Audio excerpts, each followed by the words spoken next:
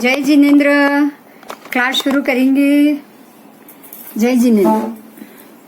Last class में जो हमने जाना वो बहुत महत्व की बात थी। छोटी छोटी इच्छाओं का कितना हमारे मोक्ष सुख में बाधा होती है। बहुत ही छोटी छोटी इच्छाएं बनके जब बड़ी हो जाए या बिल्कुल छोटी भी मात्रा में हो तो हमारे मोक्ष सुख के लिए वो बिल्कुल बाधा बनती है।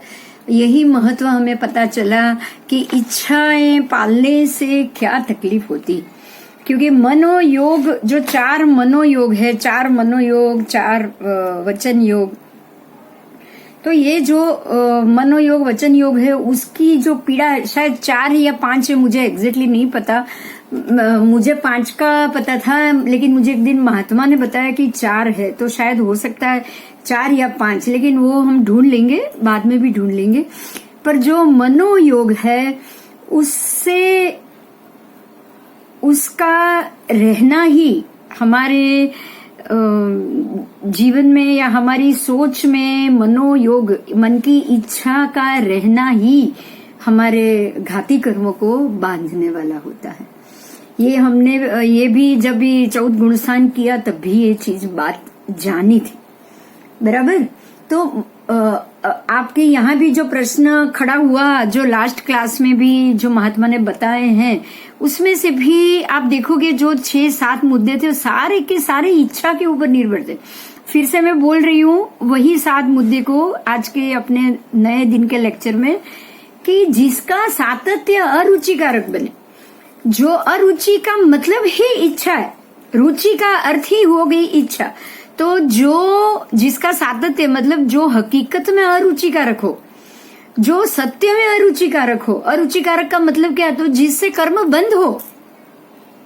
कर्म बंद तो हमारी इच्छा है नहीं, आत्मा की इच्छा है नहीं। आत्मा की इच्छा ही तो कर्म से मुक्ति है। तो जो जिसका बंधन ही हमारे लिए अरुचिकारक बन जाए, ठीक है, तो उससे सुख नहीं मिलता। जो दुख के अंश मात्र से भी सर्वथा मुक्त है, मतलब जो सुख में दुख का अंश भी मिला हुआ ना हो, जो सुख हमेशा के लिए सुख ही बना रहे, वही सुख सच्चा सुख है। उसके बाद जिसका अनुभव प्रतिक्षण किया जा सके, सुख का अनुभव प्रतिक्षण हो तो ही वो सुख है। अगर कोई सुख का अनुभव प्रतिक्षण मतलब कुछ क्षण हुआ, कुछ क्षण वो सुख निकल गया, तो सुख नहीं है। उसके बाद है जो सभी प्रकार के तन मन के रोगों से मुक्त हो। वही बात आ रही है, तन के रोग, मन के रोग। मन के रोग है मनोयोग, तन के रोग है काय योग, बराबर। ये रोग है, जो भी काय योग है वो योग हम करने के लिए बिल्कुल बंधे हुए, बंधन में है, हम कर्म के बंधन में है, वही रोग हो गया। अगर कर्म के बंधन से मुक्त हो जाते तो मनोयोग और वचन योग की, काय योग की हमें जरूरत ही नहीं पड़ती। तो जो सुख मन के योगों को कराने वाला है, वचन के योग, काय के योगों को कराने वाला है, वो सारा सुख सुख ही नहीं, उसको आप सुख समझोगे ही नहीं। यही कारण है कि इच्छा करना, शुभ की इच्छा करना भी सुख नहीं। कल हमने ये बात जान ली कि अगर हमने शुभ की भी इच्छा कर ली ना, कि भाई शुभ है तो पुण्य है तो अच्छी बात है, पुण्य तो करना ही चाहिए, नहीं है ऐसा नहीं है। पुण्य करने से, धर्म करने से पुण्य बढ़ेगा। तप, त्याग, धर्म सब करने से पुण्य बढ़ेगा, लेकिन उससे कर्म घटेगा वो जरूरी नहीं। कर्म घट नहीं सकता है। कर्म घटाने के लिए वो घटने की जो सिस्टम है वो सिस्टम पे जाना पड़ेगा। कर्म घटाने के लिए योगों से निर्मूलन होना पड़ेगा। आपको योगों को बंद, ताले में बंद करके बैठना पड़ेगा एक जगह। ना मनोयोग नया करना है, ना वचन योग करना है, ना काय योग करना है। जब ये तीनों योगों से आप शून्य हो जाओगे ना, जैसे कि मनोयोग से बिल्कुल शून्य हो गए, कोई भी अपनी इच्छा नहीं होनी चाहिए। और जितने भी मनोयोग के कर्म हैं वो सारे से अगर आपके ऊपर से कर गए और आपने नई इच्छा बंद कर दी, जैसे ही नए मनोयोग का उपयोग बंद कर दिया और पुरानी सारी इच्छाएं आपके ऊपर से निकल गई ना, कर्म जो थे वो मनोयोग के निकल गए ना, उसी क्षण घाती कर्म की क्षय हो जाएगी, उसी क्षण। आपको ये पता होगा, जो एक महात्मा है जो बहुत छोटी उम्र के हैं और पानी में होड़ी होड़ी खेल रहे थे, पानी में होड़ी होड़ी खेल रहे थे। सिर्फ उनके गुरु ने ये बताया कि इससे तो आपका की विराधना हो रही है, ये तुम क्या कर रहे हो। तब अब होड़ी होड़ी खेलना उनकी इच्छा की बात थी। पात्रा रख के वो होड़ी होड़ी खेल रहे, जो पात्रा लेकर निकले थे गोचरी के लिए। छोटे महात्मा थे, पात्रे को उन्होंने पानी में रख दिया तो वो तैरने लगा। तो वो उसने गुरु जी को बताया, देखो मेरी होड़ी चल रही। तब गुरु ने बताया कि इससे तो आपका की विराधना हो रही है, हमको ऐसे खेलना नहीं चाहिए। तब उन्होंने, जो इनकी इच्छा थी, वो इच्छा के लिए उन्होंने प्रायश्चित किया कि मेरी गलती हो गई, मैंने होड़ी होड़ी खेला और मेरे खेल खेल में आपका की विराधना हुई। सिर्फ इतना ही उन्होंने सोचा, अपनी इच्छा का यहाँ उन्होंने निर्मूलन कर लिया और मैंने जो किया है उसका प्रायश्चित किया। सिर्फ इतनी सी बात। अब इतनी सी बात के लिए तो मोक्ष नहीं होता है। देखो, हमें यहाँ समझना है, उनको तत्क्षण मोक्ष हुआ है, मतलब केवल ज्ञान हुआ है, घाती कर्म के क्षय हो गए। क्या पानी पानी होड़ी होड़ी नहीं खेलना है, ये बात कोई बताए और आप होड़ी खेलना बंद करो और जो भी आप होड़ी होड़ी खेले उसका प्रायश्चित करो। सिर्फ इतना ही है केवल ज्ञान के लिए? कोई बताएगा मुझे? ऐसी तो बहुत सी बातें होती है जो हम प्रायश्चित के रूप में लेते हैं कि ये नहीं करना चाहिए, ये मैंने गलती कर ली, भगवान मुझे माफ कर दीजिएगा। ऐसी तो बहुत सी बातें होती है कि नहीं होती है?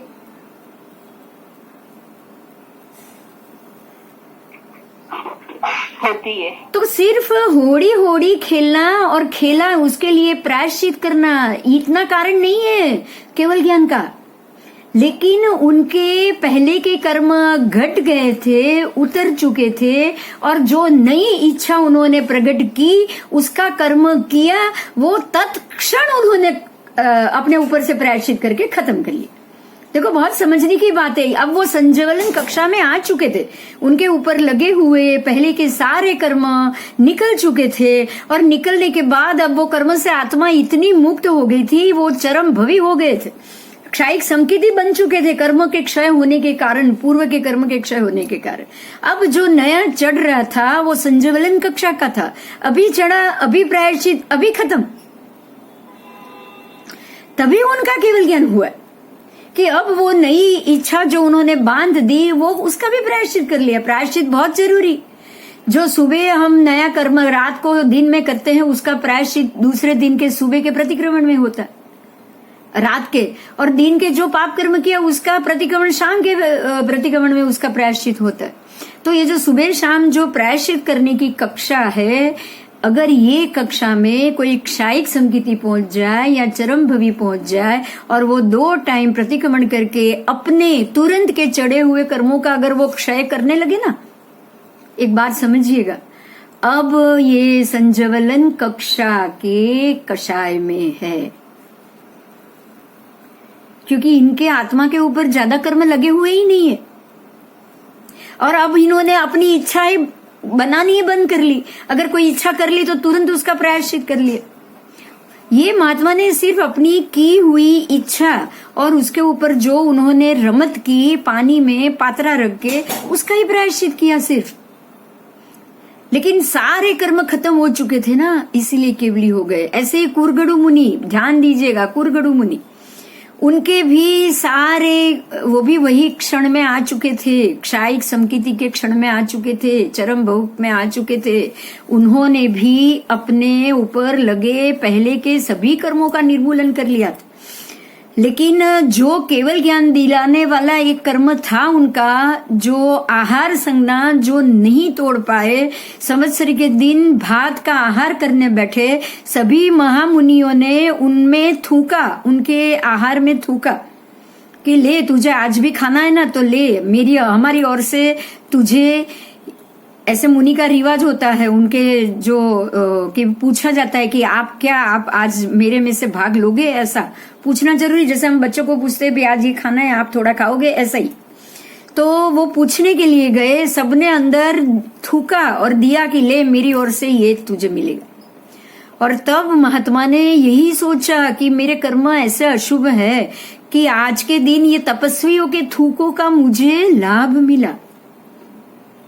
उन्होंने गुस्सा नहीं किया, अपनी जो स्थिति थी उसको समझा और समझ के प्रायश्चित के रूप में कि अरे तप से मुझे खाना पड़ रहा है, अफसोस है मेरे लिए, और मैं खाना खा रहा हूं, उसमें मुझे ये तपस्वी होकर थूक रूप घी मिला। तो भगवान मेरी खाने की इच्छा को, मेरे आहार संज्ञा को अब तू घटा। बस ये प्रायश्चित था उनके लिए, ये कर्म का बंधन बाकी था, और जो कर्म का बंधन उपस्थित हुआ उसमें उन्होंने समता रखी, और ये कर्म भी शुभ के लिए ही उन्होंने भोगा, शुभ समझ के भोगा, तभी उनको उसी क्षण मोक्ष केवल ज्ञान हो गया। तो केवल ज्ञान होने के पीछे कोई ऐसे एक कर्म जवाबदार नहीं होता है, लेकिन आत्मा की क्षायिक स्थिति, क्षायिक समकिति, चरम भव और आत्मा पे लगे हुए पहले के सभी कर्मों का निर्मूलन, ये सबसे महत्व होता है। बराबर, जब ये ऐसी स्थिति में जाओ ना, तभी ऐसे ही तत्क्षण मोक्ष हो जाए, तत्क्षण केवल ज्ञान हो जाए, तत्क्षण हो जाएगा। अमर देवी माता को तो केवल ज्ञान मोक्ष तत्क्षण हो गया, दोनों हो गया, दोनों हो गया। बस एक मोह ही बाकी था, बाकी कोई कर्म ही नहीं था, खाली मोह आड़े था उनको। मेरा बेटा क्या कर रहा होगा, क्या जो तीव्र राग था ना, जब भी वो तीव्र राग निकल गया कि मैं बेटा कर रहा हूँ, बेटा तो मेरी ओर देख भी नहीं रहा। भरत राजा ने बोला, माँ तू ऋषभ करती है, ऋषभ तो भगवान बन गए हैं, अब तेरी और उनको तेरी कोई फिक्र नहीं, उनको तो उनके लिए सारे जीव एक बराबर। तब उन्होंने सोचा कि मैं ही कर रही थी ऐसा, ये तो इतनी रुद्धि में है, इसको तो कोई चिंता भी नहीं, उसकी चिंता करने की मुझे कोई जरूरत ही नहीं। जब उन्होंने ये सोचा कि मेरा राग ही मुझे रोक रहा है, मुझे ही राग नहीं करना चाहिए, अब ये तो केवल ही हो गया, मुझे ही राग नहीं करना, बस इतना जब उन्होंने प्रायश्चित किया कि मैंने अब तक जो किया वो गलत किया बस, और वो अपने मूल राग के स्वभाव में से वितराग में आ गए, मतलब अब उनका राग घट गया, ऋषभ देव के प्रति का राग था वो घट गया।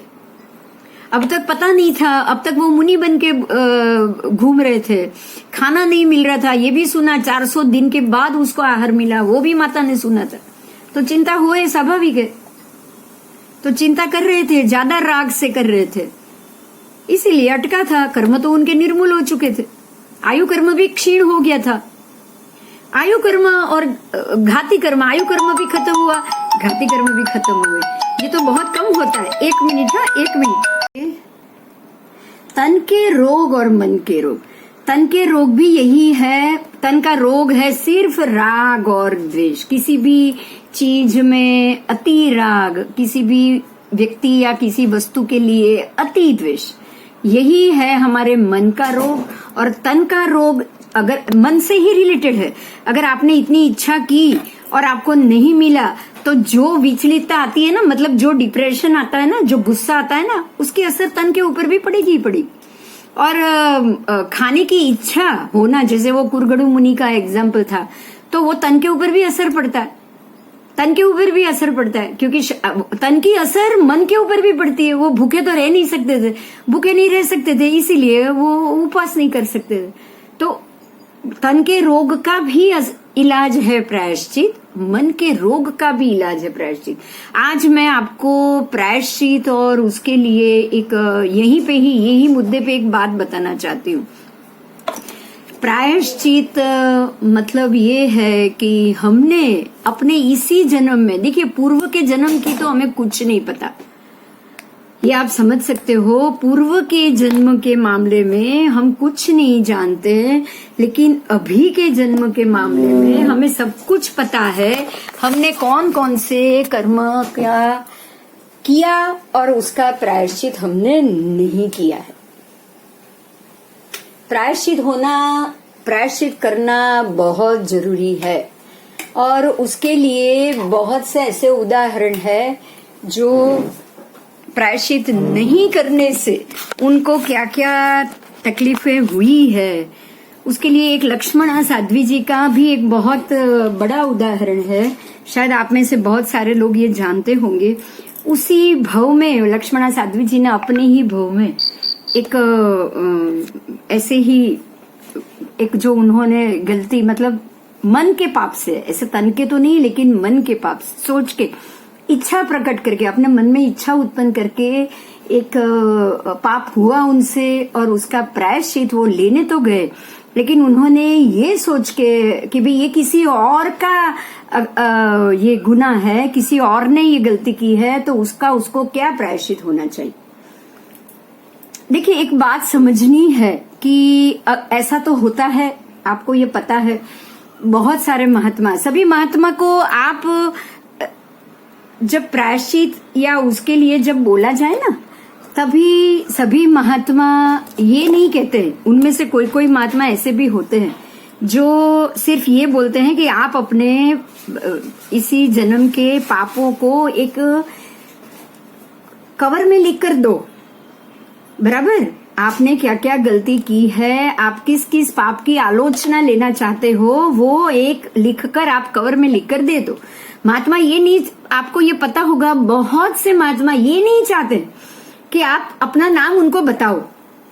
वो उनको जानना भी नहीं है कि ये पाप कौन सी व्यक्ति ने मेरे तक पहुंचा है, ये जो पहुंचा है, जो लिखा हुआ है पेपर में, वो कौन कौन सी व्यक्ति ने, उसका नाम क्या है, वो व्यक्ति कौन है, उनको ये नहीं जानना।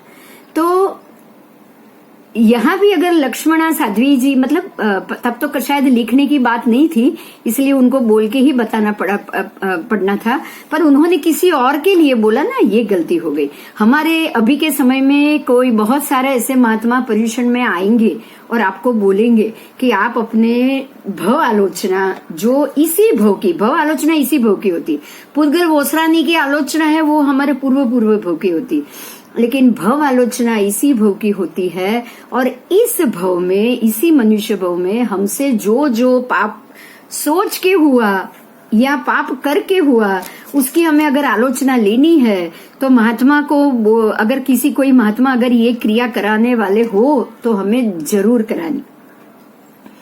इस चीज का आप ध्यान रखिए, आपको जरूर करानी है। और अगर कोई महात्मा ये बता रहे हैं कि आपको किसी को नाम वाम लिखने की जरूरत नहीं, आप कवर यहाँ दे जाओगे, फिर नीचे पीढ़ी में आप पहुंचा दोगे कुछ निशानी करके, फिर आप अपना कवर ले जाना। महात्मा को कौन है कौन नहीं, किसने दिया, उससे कोई लेना देना नहीं है। तो ऐसे में आप जरूर अपनी भव आलोचना करेंगे, क्योंकि अभी यहाँ मैं एक बात ये लक्ष्मणा साध्वी जी से ही ये बात क्लियर करना चाहती हूँ। अगर वो साध्वी जी ने, किसी दूसरे ने ये पाप किया, अगर ये नहीं कहा होता ना, लेकिन सिर्फ सामान्य से पूछा होता ना कि अगर कोई ऐसे प्राणी के विषय सुख को देखने के बाद अगर मन में इच्छा उत्पन्न हो जाए तो उसके लिए क्या प्रायश्चित होना चाहिए, आपको समझ में आ रहा है? उनको सिर्फ इतना ही पूछना था। अगर वो ये नहीं बोलते ना कि मेरी ये गलती हो गई तो मुझे आप प्रायश्चित दो, उनको ये बोलने की जरूरत भी नहीं थी। मगर किसी और ने ये किया है, वो भी छोड़ने की जरूरत नहीं थी। ठीक है, दोनों की जरूरत नहीं थी। तो अगर आप आलोचना ले रहे हो, किसी पाप की ले रहे हो, वो पाप बताओ।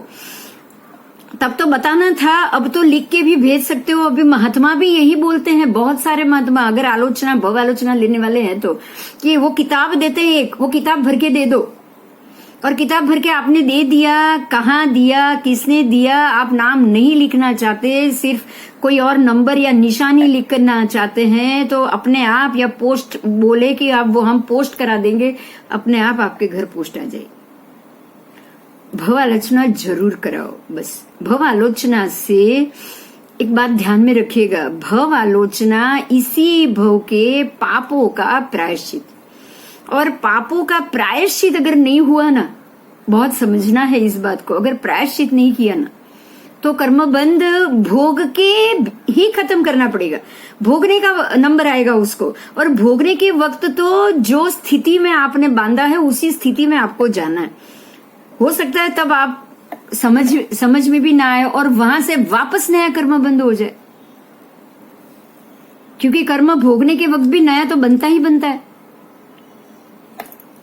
तो अगर हमें ये स्थिति से बाहर आना है इसी मनुष्य भव में, तो हमें इसी मनुष्य भव में पिछले जन्मों के भी पुद्गल वोसराने की क्रिया करनी चाहिए, और इस जन्म के पापों के भी प्रायश्चित की क्रिया करनी चाहिए। हमें दोनों चीज करनी चाहिए। मेरी बात समझ में आ रही है सबको? हमें ये दोनों चीज करनी चाहिए, क्योंकि अगर आपने ये दोनों किया ना तो ही आपके आत्मा के ऊपर लगे हुए पहले के ढेर सारे कर्म एक ही भव में खाक हो जाएंगे। प्रायश्चित से तो सब खाक हो जाता है। आपको पता होगा प्रायश्चितम विनो, सबसे पहला तप है प्रायश्चित, सबसे पहला तप। जैसे विनय है वो बाद में आता है, प्रायश्चित सबसे पहला रखा है। फिर स्वाध्याय, उसके बाद ध्यान, कौसग, ये सारे तप है। उसमें प्रायश्चित अगर नहीं किया ना तो बाकी के तो सारे कोई मतलब ही नहीं है। आप ध्यान करो, आप कौसग करो, आप विनय करो, व्यावच करो, सब उससे पुण्य बंधेगा, सबसे पुण्य बंधेगा। लेकिन प्रायश्चित करोगे तो पहले के बंधे हुए कर्मों का खात्मा होगा। समझ रहे हो? तो प्रायश्चित भी करना है, पुद्गल भी ओसराना है इसी भव में। अच्छा एक बात और, अगर आपने पहले ये किया है, मैं समझ रही हूं कि आपने पहले ये किया होगा, पहले जब ये किया तब क्या हमारे अंदर ये समझ थी कि हमें ये कुछ भी करके इसी भव में कर, अगर ये किया गया, ये प्रायश्चित या ये भव आलोचना या पुद्गल ओसराने की क्रिया अगर की गई तो हमारे आत्मा पे लगे ढेर सारे कर्मों का खात्मा होगा? क्या ये समझ थी? अगर नहीं थी तो फिर से करो, अगर नहीं थी तो फिर से करो, मगर जरूरी है, जरूरी। ऐसे कोई महात्मा कहीं भी ऐसी क्रिया कराने वाले हो तो बाकी सबको भी बताओ आप कि भाई ये महात्मा कराने वाले हैं, आपको सिर्फ उनको एक पोस्ट लिख के दे देना है बस। ठीक है,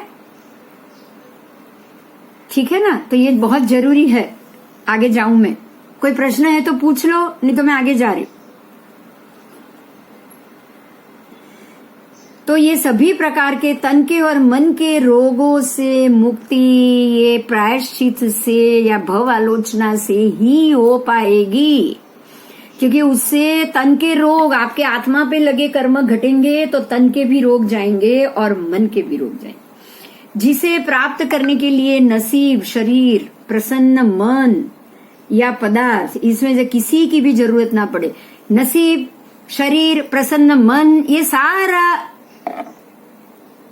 मन की प्रसन्नता, इच्छा पूर्ति के पीछे ही है, सब उसके पीछे, जिसका निरंतर निर्भरता पूर्वक उपभोग किया जा सके।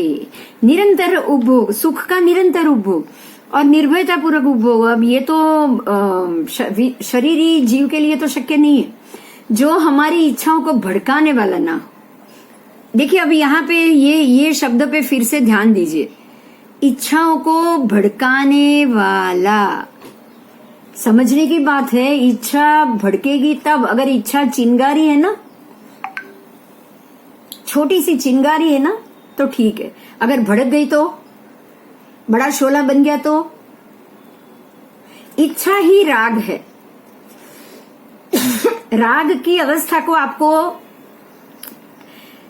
सम में रहना होगा, तो राग और द्वेष दोनों सम हो जाएंगे। अगर राग सम हो गया, इच्छा सम हो गई तो द्वेष भी सम हो जाएगा ना। लेकिन अगर राग भड़क गया तो द्वेष भड़केगा कि नहीं भड़केगा? राग भड़कना मतलब अति राग होना, इच्छा की जगह अति इच्छा हो जाना, वही इच्छा का भड़कना हो गया। बहुत तीव्र इच्छा हो जाना, तीव्र राग हो जाना। अगर तीव्र राग है तो तीव्र द्वेष है ही। आज मैं राजहंसपुरी महाराज साहब से मिली थी, मैंने उनको मेरा अनुभव बताया, मैं आपको बता रही हूं, सुनिएगा, ध्यान से सुनिएगा। तीव्र इच्छा, जब तक मुझे ये 15 साल से पंचांग के पीछे में लगी हुई हूं, तीव्र इच्छा थी मेरी, कुछ भी करके मुझे ये बनाना है। जैन ज्योतिष के पीछे तो मैं 2006 से लगी हुई, कुछ भी करके जैन ज्योतिष को सच साबित करना है, कुछ भी करके। तीव्र राग, तीव्र राग, तीव्र राग बहुत किया मैंने, 12, 13, 14 साल तक किया। अभी 1.5 साल से ये तीव्र राग छोड़ दिया मैंने, मेरा काम हो चुका है। अब जो करना होगा आने वाली कोई दूसरी व्यक्ति करेगी। पहले बोल रही थी अगले जन्म में भी नियाणा बांध के जाऊंगी और इसको पूरा करूंगी, पहले मैं ये बोल रही थी। और आज तो ये जन्म में भी मुझे नहीं बनाना। इतना जब भेद पड़ा ना तीव्र राग से सामान्य राग में आई ना, ये तीव्र से सामान्य में, सामान्य राग तो आएगा, समझना है यहाँ पे सामान्य राग क्यों आएगा, क्योंकि अभी तक हम क्षायिक संकेती नहीं हुए, अभी तक हमें अलग अलग जन्म ले लेके हमारे आत्मा के ऊपर लगे हुए कर्मों को भोगना बाकी, और जब तक ये भोगना बाकी है तब तक समराग और समद्वेष तो रहना ही रहना। परिस्थिति जन्य में राग आएगा लेकिन वो राग भोग के उसको सम बना के, जीरो बना के हमको खत्म करना। मेरी बात समझ में आ रही है या कोई प्रश्न है? बोलो। तीव्र राग से आप सम राग में आओगे, सम के बाद वितराग में जाओगे। समझ में आया? आप डायरेक्ट तीव्र राग से सम वितराग में नहीं हो सकते। आप दौड़ रहे हो तो पहले धीरे धीरे चलोगे, फिर खड़े होगे। सीधा तो दौड़ते हुए खड़े नहीं रह पाते ना।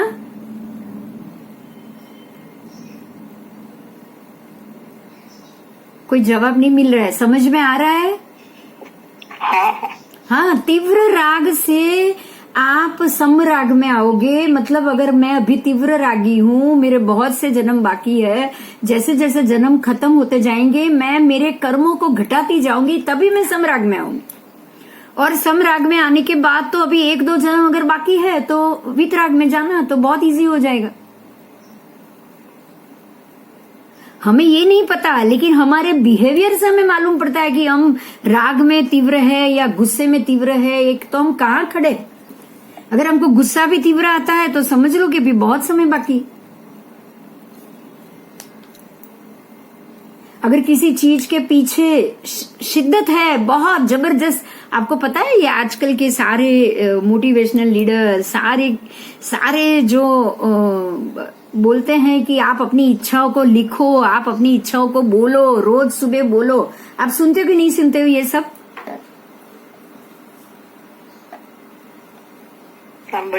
हाँ, तो ये सारी चीज क्या कर रही है? आप अपनी इच्छाओं को भड़का रहे हो।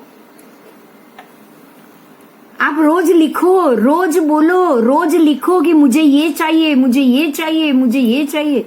आप अपनी इच्छा को भड़का रहे हो। ऐसे में अगर मुझे मोक्ष चाहिए, मुझे मोक्ष चाहिए, एकदम बिल्कुल शिद्दत से आप रोज लिखो, रोज लिखो। मोक्ष की इच्छा आपकी भड़क जाएगी। अगर भड़क जाएगी तो वैसे भी नहीं आएगा, वो दूर भागेगी।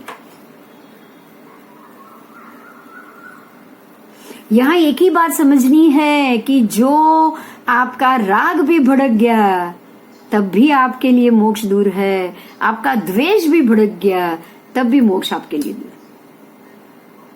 ये जब सम हो जाए, राग सम हो गया तो द्वेष अपने आप शांत हो जाए। ठीक है, तो सम करना है, उसके बाद शांत करना है। आगे जाएंगे, जो हमारी सज्जनता में बाधक न बने। अगर आप वितरागी हो गए हो ना, आपके राग सम हो गए ना, आप पहले सम पे आ जाओ, सम भी हो गए हो ना, तो आप सज्जन हो। आप हर एक चीज को सोचोगे, शांत बन के सोचोगे। आप शांत बन चुके हो। बिन जरूरी गुस्सा नहीं करोगे, बिन जरूरी झगड़ा नहीं करोगे, बिन जरूरी राग नहीं करोगे, इच्छा नहीं करोगे। तो ऐसे 8 प्रकार के विशिष्ट सुख को ही धर्मशास्त्रों में मोक्ष सुख कहा गया है। चाहे हम उसका उपभोग भले ही क्षणिक सुख का कर रहे हैं, पर इच्छा तो हमेशा शाश्वत सुख की ही रहती है। अगर बंगला भी बनाया है तो ये सोचेंगे शाश्वत रहे, हमेशा रहे, 7 पीढ़ी भी वहां रहे। हम ऐसा सोचते हैं। तो जब ये सोचते हैं तो सुख भी तो हमें शाश्वत चाहिए, और शाश्वत सुख अविनाशी है, जो मोक्ष है, जो जन्म मरण से तो होगा नहीं। तो अविनाशी सुख अगर हमें चाहिए तो सबसे पहले हमें जन्म मरण से मुक्त होना पड़ेगा। ये बात क्लियर हो गई? अगर हमें इस संसार के विनाशी पदार्थों में निरंतर अविनाशी, संपूर्ण भय मुक्त, दुख मुक्त, चिंता मुक्त, पराधीन मुक्त, तृप्तिकारक सुख ही अगर चाहिए तो सारे, क्योंकि यही आत्मा का स्वभाव है। देखिए, आपको ये क्यों चाहिए? आपको बाकी का सुख जो नाशी, नाशवंत, अपूर्ण, भय से भरा हुआ, दुख से भरा हुआ, चिंता से भरा हुआ, पराधीन से भरा हुआ अतृप्ति वाला सुख जब मिलता है तो आपको उससे पेट क्यों नहीं भरता? क्यों नहीं भरता? आपको संतुष्टि क्यों नहीं मिलती? क्योंकि आत्मा को तो ऐसा सुख चाहिए ही नहीं। ये सुख तो आत्मा के लिए बिल्कुल, आत्मा का जो स्वभाव है उसमें ये कोई सुख जाएगा नहीं। ठीक है। अब ऐसा उसको कैसे प्राप्त किया जाए? उसके लिए सद्गुरु का संपर्क, फिर वास्तविक सुख को, मतलब जो सत्य ज्ञान है और सत्य का सुख है, वास्तविकता है, जो सातत्य है, उसको जानना, उसको प्राप्त करने की इच्छा, पहले उसके प्राप्त करने की इच्छा होगी। वो जानने के बाद वो अब प्राप्ति की इच्छा भी चली जाएगी। होता क्या है पता है? पहले मोक्ष की इच्छा होती, जब तीव्र राग होता है ना, तब हमें मोक्ष की इच्छा होगी ना, इच्छा करेंगे तो ही हम तीव्र राग से, तीव्र संसार से तीव्र मुक्ति की तरफ की इच्छा पहले करनी पड़ेगी। वो इच्छा जैसे जैसे करोगे वो पहले तो वो तीव्र ही होगी, फिर वो घटेगी, फिर सामान्य हो जाएगा कि अब कर्म ही घटाना है, फिर तो अपने आप मोक्ष हो जाए। पहले होगा कि मोक्ष चाहिए चाहिए चाहिए, ये संसार बेकार है, मोक्ष चाहिए, उसकी इच्छा करनी पड़ेगी पहले, क्योंकि तब हम संभाव में नहीं है। उसके बाद जब संभाव में आएंगे तब अपने आप इच्छा निकल जाएगी, क्योंकि अब तो संभाव में फल मिलने लगेगा। बराबर? इसलिए यहां लिखा है, सुनिए, मैं फिर से बोल रही हूं, सत्य ज्ञान प्राप्त करने के बाद उसे वास्तविक सुखों को प्राप्त करने की तीव्र अभिलाषा प्रकट होती। उसे प्राप्त करने के लिए जो कुछ करना पड़े वो सब कुछ करने की तीव्र झंखना भी उत्पन्न होती, और उसके बाद सद्गुरु के संपर्क में रहकर सच्चे सुख, मोक्ष सुख को प्राप्त करने के लिए जीव आगे बढ़ता है। ठीक है। जब वो इच्छा करेगा तभी वो आगे आगे बढ़ पाए। अगर उसने ऐसी इच्छा ही नहीं की तो आगे बढ़ना भी मुश्किल है। बराबर? चलो आगे जाएंगे। कोई प्रश्न है? कोई बोल रहा था। अब ऐसे विशिष्ट सुख को प्राप्त कैसे किया जाए, उसके लिए बोला है यहाँ पे कि रास्ता भूले मुसाफिर को जब इशारा काफी है कि भाई तू सही रास्ता, ये गलत है, तू ये रास्ते पे, ऐसे दूर से भी अगर कोई इशारा करेगा ना कि इधर मत जा, तू इधर जा, तो वो समझ जाएगा। बराबर? तो बिल्कुल रास्ता भूले हुए हो आप तो जाओगे, लेकिन जानबूझ के गलत पे जा रहे हो, आप ये बता रहे हो कि मैं भूला नहीं हूं, तो इशारा से भी आप समझोगे नहीं। बराबर? तो सद्गुरु के संपर्क में आने के बाद जीव आगे बढ़ता है। अब मोक्ष का स्वरूप क्या है? तो यहाँ जवाब दिया है कि हर मुसाफिर को अपनी अंतिम मंजिल होती ही है। आपका कोई ना कोई अंतिम लक्ष्य है या नहीं? तो हर मुसाफिर का कोई ना कोई अंतिम लक्ष्य होता ही है। बिल्कुल इसी तरह से आपका भी अंतिम लक्ष्य, जीवात्मा की भी अंतिम मंजिल और अंतिम लक्ष्य है, और उसका नाम है मोक्ष।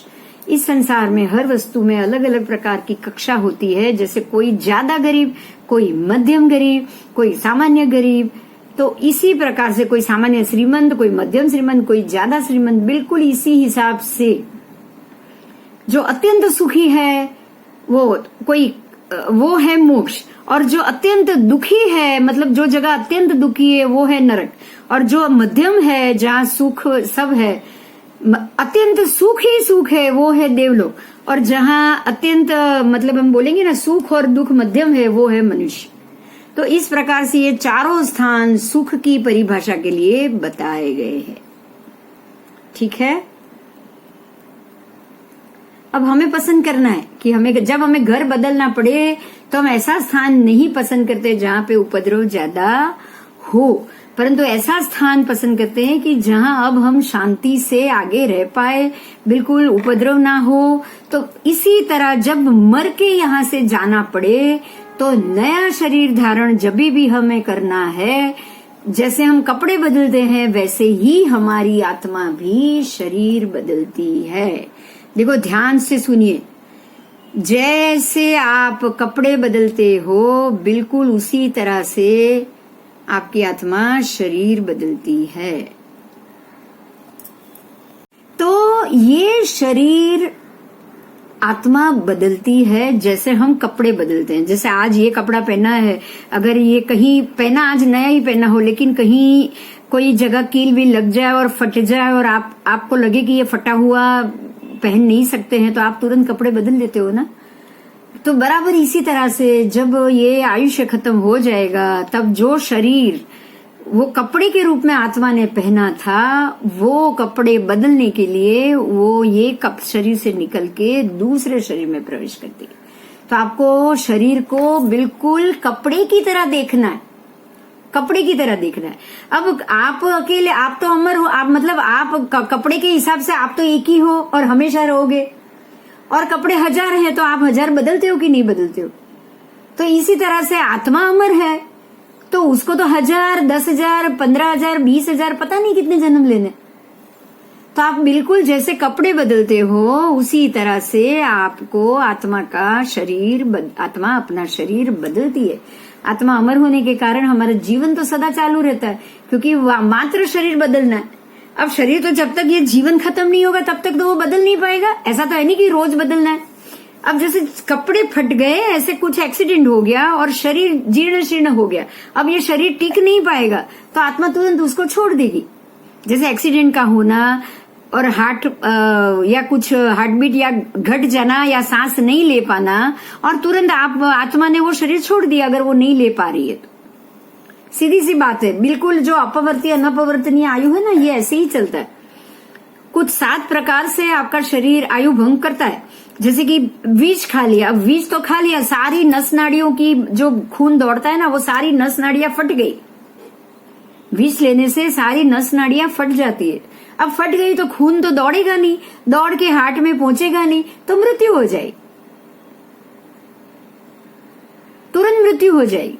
ऐसे ही किसी सांप ने काट लिया है तो खून में जो जहर चला गया, वो पूरे 10 मिनट में तो आपके पूरे बॉडी का खून जहर वाला हो जाएगा, तब भी मृत्यु हो जाएगी। तो ये सारे मृत्यु के कारण होते हैं कि आपको शरीर बदलना ही पड़ेगा। ठीक है, तो ये क्या शरीर बदलेगा? अब यहां समझना है हमको, क्या सिर्फ शरीर बदलता है? ना, जगह भी बदलती है, परिस्थिति भी बदलती है, शरीर भी बदलता है, योनि भी बदलती है। नरक में से मनुष्य हो गए आप, मनुष्य का शरीर मिल गया, मनुष्य में से देव का मिल गया, देव से तिर्यंच का मिल गया, तिर्यंच से नरक का मिल गया। आप समझ सकते हो। लेकिन क्या आत्मा बदली? जवाब दो, आत्मा नहीं बदली। इतना बदलने के बावजूद भी आत्मा नहीं बदली आपकी। तो हमें यही समझना है कि बस कपड़े बदल के छोड़ दिया। आपको पता है कि ये मृत्यु होने वाली है, मृत्यु से डरना नहीं है, मृत्यु का भय नहीं करना है। अभी और मैं जी लूं, अभी तो मेरी उम्र नहीं है, अभी मुझे और जीना चाहिए। और अगर आपको कोई ऐसा रोग हुआ है तो आपको जब तक मृत्यु नहीं आएगी आप ये सोचोगे, अब किसी को दोष दोगे, आपने मृत्यु को एक्सेप्ट ही नहीं किया, तो नई नई इच्छा बाकी है जी अंदर, अभी अंदर, कहां से मोक्ष होगा? सोचो। जो व्यक्ति को मोक्ष चाहिए ना, उसको सबसे पहले शरीर की इच्छा, शरीर का सुख छोड़ना पड़ेगा। समझ में आ रही है बात? शरीर का सुख तो रूट है, मूल है। अगर शरीर सुखी चाहिए आपको, व्यवस्थित शरीर चाहिए, मजबूत शरीर चाहिए, तो फिर मोक्ष कहां से मिलेगा अगर आपको शरीर चाहिए?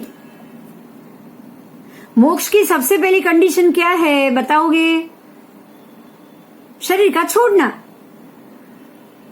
मोक्ष की सबसे पहली शर्त ही यह है कि आपको शरीर में जन्म लेना छोड़ना पड़ेगा। आत्मा को आपको देव भव छोड़ना, चारों की चारों गति के भव छोड़ने पड़ेंगे। देव में जन्म नहीं लेना है, मनुष्य में जन्म नहीं लेना है, तिर्यंच में जन्म नहीं लेना है, नरक में जन्म नहीं लेना है। सब छोड़ोगे तो ही मोक्ष होगा ना। आप तो शरीर मांग रहे हो, आप शरीर की स्वस्थता मांग रहे हो, आप स्वच्छ और मजबूत शरीर मांग रहे हो कि अगले भव में मुझे मजबूत शरीर दो।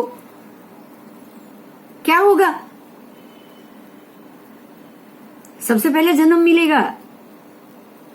तो जो एक तरफ मोक्ष मांग रहा है उसको क्या मृत्यु से डरना चाहिए? डरना चाहिए? नहीं डरना चाहिए। और मृत्यु से ना डर के सबसे ज्यादा मृत्यु को आवकारना चाहिए कि आओ और ये शरीर से मुझे छोड़ो,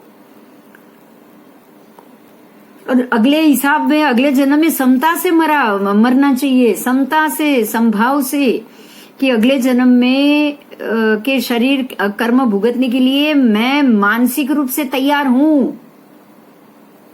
समझ रहे हो? मानसिक रूप से आपको अपने आप को आपको तैयार करना चाहिए। अब आगे जाएंगे। रोग, बुढ़ापा, अपमान, दरिद्रता, चिंता, विश्वासघात, मौत आदि सभी संसार के दुख है। ये सारे संसार के दुख है। उसमें से एक भी दुख क्या हमको पसंद है? नहीं पसंद है। फिर भी जब जीवन में आते हैं तो क्या करना पड़ता है? उसको जीना पड़ता है। फिर भी जब जीवन में आते हैं तो जीना पड़ता है कि नहीं जीना पड़ता है? आपको सिर्फ उसको जीना नहीं है, आपको अपने कर्म का भुगतान समझ के शांति से खत्म करना, ना उससे दुखी होना है ना उसमें खुश होना है। समझ में आ गई बात? ना उसको ना है उसकी चिंता कामना करनी है, ऐसे कोई दुख भगवान मुझे मत देना, ये तो बिल्कुल नहीं सोचना है। ये भी इच्छा हो गई। लेकिन ये सोचो जब भी ऐसा समय आए तब भगवान मैं शांति से उसको भोग पाऊं। आ जाओ, जो आना है आ जाओ, अभी मैं शुद्धि में हूं, ये सोचो। अभी मेरा मन मक्कम है, मैं डिप्रेशन में नहीं हूं, मेरा दिमाग काम कर रहा है और मेरी पूरी तैयारी है कि कोई भी दुख आए मैं हंस के सहन करूं। तो जितने भी आगे उदीर्ण हो जाए, सारे बाकी है ना आत्मा के ऊपर आगे आगे के भोग के भोगने के, वो भी सामने से आ जाए। आपको पता है महात्मा जब लोच करते हैं ना, ये है क्या, आने वाले भव में जो पीड़ा बाकी होगी उसको वो पहले से भुगत रहे हैं, उदीर्ण कर रहे हैं उनको। उदीर्ण है कि नहीं? और उदीर्ण करने से भी उनको सबसे महत्व क्या है उसमें, कि जो भी 6-6 महीने तक जो भी अंदर जीव या जो भी उत्पन्न हुए उसको आपको वो बाल निकालते हैं, वो जू या वो जीव को नहीं निकालते, वो सर के ऊपर से बाल खींच के निकाल देते। रोज तो निकाल नहीं पाएंगे, बड़े नहीं होंगे तब तक तो निकाल नहीं पाएंगे, इसलिए 6 महीने में निकालना है। और 6 महीने तक तो माथे पे कहीं ना जू कंधवा कुछ भी हो गया होता है, तो उनका भी विराधना ना हो और पहले से ही आने वाले जो भी दुख बाकी उसकी भी उदीर्ण हो जाए। ये उदीर्ण होनी बहुत जरूरी है, वो भी अभी समझदारी के भव में, मनुष्य के भव में आपको उदीर्ण करनी ही चाहिए। और उदीर्ण के लिए बोलना चाहिए कर्म को, हमारी जो व्यवहार है जो है उसको, जो कर्म का व्यवहार संभालता है उसको, नियति को, अब जिसको भी बोलना चाहो, आपको उसको बोलना पड़ेगा कि मैं हर तरह से सारे कर्मों, दुख के भी कर्म होंगे तो भुगतने के लिए तैयार हूं। अब मुझे एक बात की जवाब दो आप, क्या मृत्यु के वक्त आपको मेरी मृत्यु समता से होगी या नहीं उसकी चिंता करनी चाहिए? बताओ। उसकी इच्छा भी करनी चाहिए? उसके बदले क्या सोचना चाहिए कि जैसा भी मौका आएगा, जो भी आए कर्म, भगवान आप मेरे सभी कर्मों ये जन्म में खत्म कर दो, आने दो, मुझे कोई चिंता नहीं, आने दो, मैं तैयार हूं। समझ में आ रही है बात? कोई भी रोग आए मैं तैयार।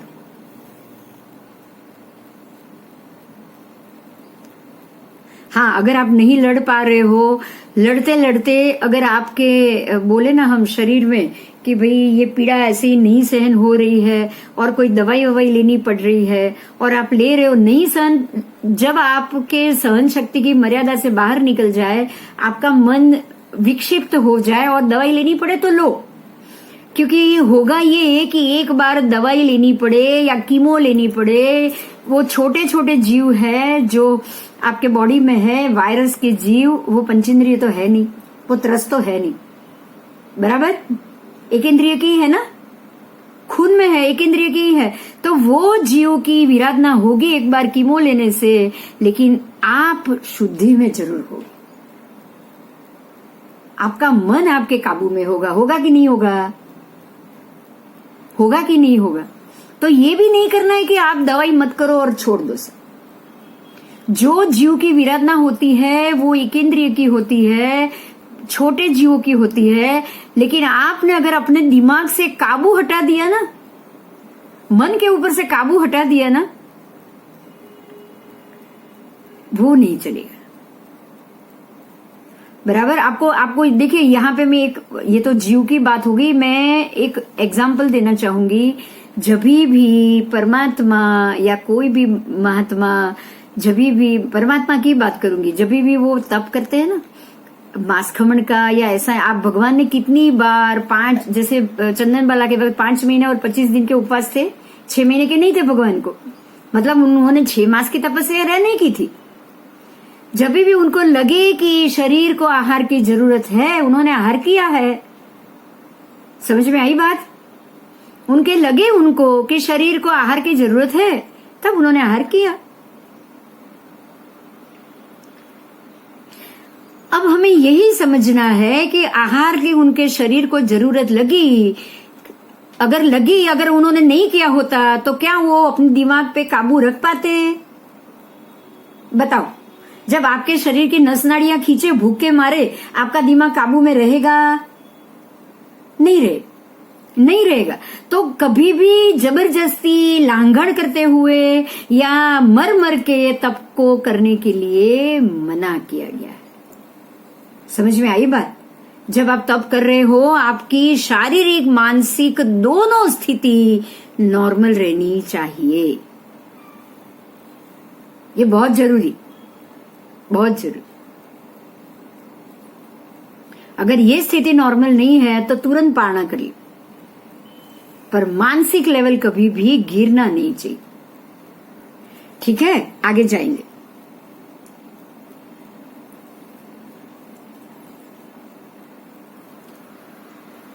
अब यहाँ ये लिखा है कि संसार के समस्त सुखों को अगर बिंदु जितना गिना जाए, पानी के बिंदु जितना, तो मोक्ष सुख प्राप्त करने वाला जीव समुद्र से भी ज्यादा सुख का अनुभव प्रति क्षण अनंत काल तक होता ही रहता है। बराबर। तो मोक्ष का और संसार के सुख की तुलना की है कि समुद्र के जितना मोक्ष का सुख है और समुद्र के बिंदु समान संसार का सुख है। इस संसार में तो अनंत काल में 1-2 बार ही मनुष्य आदि का अच्छा अवतार मिलता है, बाद में तो वापस कीड़े मकोड़े जैसे दुखमय अनंत अवतार ही लेने पड़ते हैं। जबकि मोक्ष प्राप्त करने वाले जीवात्मा को फिर कभी भी इस धरती पे अवतार लेना नहीं पड़ता। तो जब हमें मानव जन्म मिला है तो ABCD से शुरू करनी पड़ती है। जब आपको मानव जन्म मिले तब ABCD से पूरा फिर से शुरू करना पड़ता है। जबकि मोक्ष सुख प्राप्त करने वाले जीव को अखिल ब्रह्मांड के तमाम जीव पदार्थों की भूत भविष्य वर्तमान तीनों काल की अवस्था एक साथ देखने की, जानने की विशिष्ट शक्ति जो उनके आत्मा के अंदर सुपर इंटरनेट जैसी अविनाशी त्रिकाल ज्ञान की शक्ति उनके आत्मा में प्रकट हो जाती है। इसीलिए ऐसे जीवों को जैन धर्म के अनुसार सर्वज्ञ या भगवान कहा गया है। ठीक है, समझ में आया?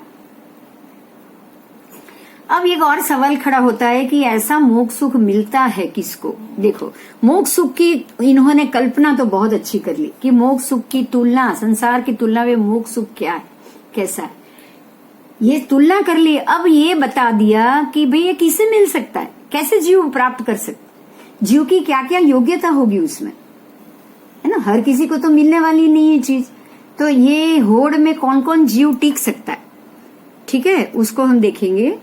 समस्त धर्म ग्रंथों के अनुसार, देखिए इसका जवाब एक ही है, समस्त धर्म ग्रंथों का एक ही जवाब है, इस बात पे भी ध्यान दीजिएगा।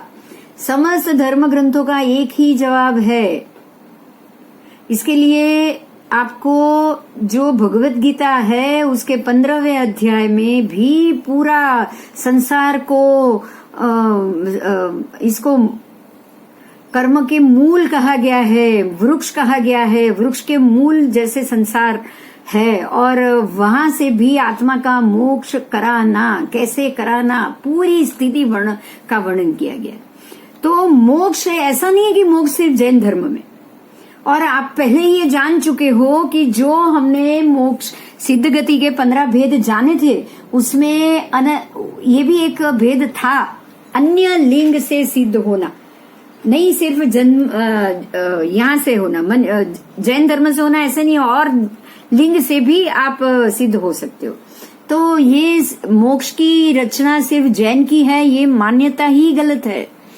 यहाँ साफ लिखा है, समस्त धर्म ग्रंथों के अनुसार मोक्ष एक ऐसा स्थान है जिसमें समस्त दुर्गुण रहित, एक भी दुर्गुण नहीं होगा उसमें, ऐसी आत्माओं को ही प्रवेश मिलता है। अब दुनिया का एक नियम तो है ही कि जो फील्ड में जाना हो वहां उसके लिए प्रैक्टिस तो करनी पड़ेगी, बराबर। डॉक्टर बनना है तो डॉक्टरी का कोर्स करना है, बराबर। इसी प्रकार से मोक्ष सुख प्राप्त करना है तो वितरागता भी प्रकट करनी पड़ेगी। समझ में आ गया? अगर मोक्ष सुख चाहिए तो वितरागता नेट प्रैक्टिस है। आपको नेट प्रैक्टिस में फिर से वही बात है, ध्यान दीजिए, तीव्र राग से समराग में आइए, समराग से वीत राग में आइए। समझ में आया? तीव्र राग है, वहां से संभाव में आना है, समराग। दौड़ रहे हो तो अभी धीरे धीरे दौड़ो, धीरे हो जाओ, बिल्कुल धीरे हो जाओ, धीरे होने के बाद बिल्कुल खड़े रह जाओ, बराबर। तो गिरोगे नहीं, कुछ नहीं होगा। तो तीव्र राग से सम राग में आ जाओ, संभाव, संभाव का मतलब ही है समराग, और सम राग में से वीत राग में आ जाओ, बराबर। ये सीढ़ी है हमारे लिए।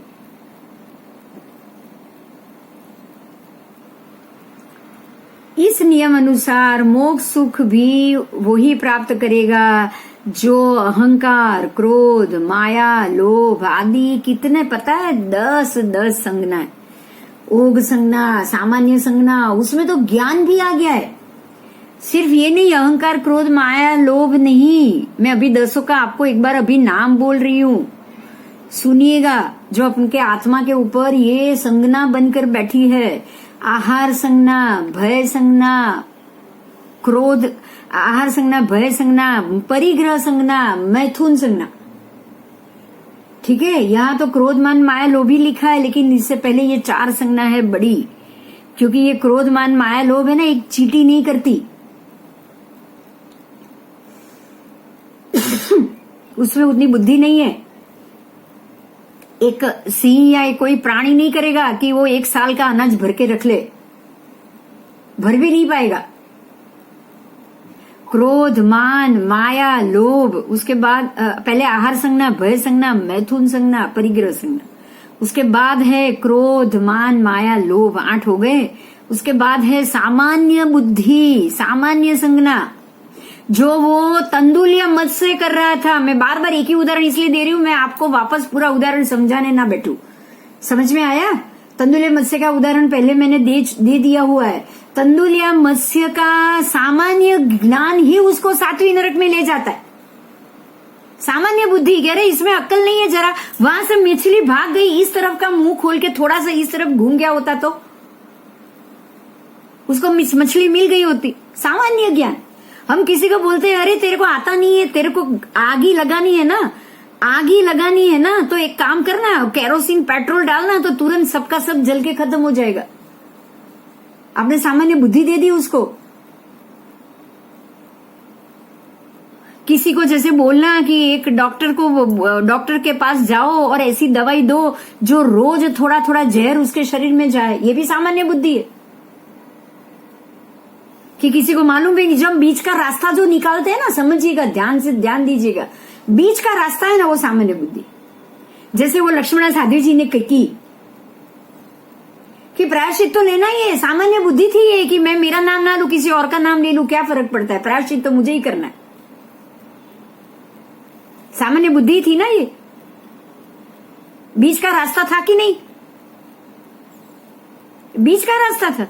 ऐसे तो रास्ते हम लोग रोज निकालते हैं, बहुत बार निकालते हैं, बहुत बार निकालते हैं कि भाई इसको ये रास्ते से इसको ठिकाने लगाओ, इसको साइड में रखो, इसको दबा के रखो, ये ज्यादा बोलना नहीं चाहिए। नहीं निकालते क्या?